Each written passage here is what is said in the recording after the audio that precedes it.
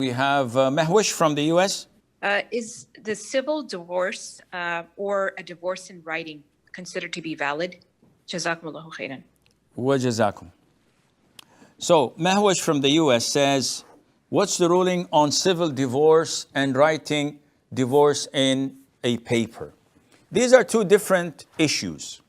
And the scholars differed in their opinion. So there is no one crystal clear answer to this. But when giving fatwa is different than when giving a legislative ruling in a court. And this is why the courts usually oversees the fatwa and implements it and has the executive authority to be implemented. First of all. Second of all, the issue of writing is a difference of opinion simply because it is an ambiguous way of expressing. So a lot of the scholars say that if someone was testing his pen and he wrote, I divorce my wife. This is not a divorce. Why? Because he did not intend the word for itself and he did not intend the ruling. Someone who is asleep and having a nightmare, and there were people recording it and videotaping it, while in his nightmare he said, I divorce you, my wife, I divorce you, I divorce you. And he woke up, said, you're divorced now. No, it was not intended, the word, nor the ruling. This is different when someone intends the words. Someone is sitting with his wife, drinking coffee, having a good time. She said, do you believe my friend, her husband divorced her out of extreme love?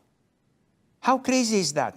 So the man says, whoa, if this is the case, honey, I love you so much, I divorce you. The divorce takes place.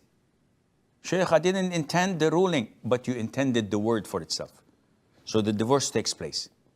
And this is the most authentic opinion. Now, when it comes to civil divorce, a lot of the people in America and Europe, they're only entitled for one wife, which is, with all due respect, stupid.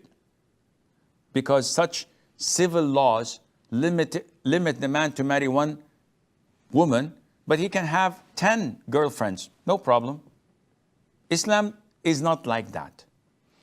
Nevertheless, so many people come to me and say, Sheikh, I'd like to divorce my first wife only in a civil court and get married to someone else so that I can bring her over in a visa and give her a status of a wife, green card, maybe a citizenship later on. The scholars say that this is totally prohibited. Why? Isn't it like writing it down? No. You are intending the words themselves. You are filing a case in court to divorce your actual legally married and Islamically married wife when you have 4 kids.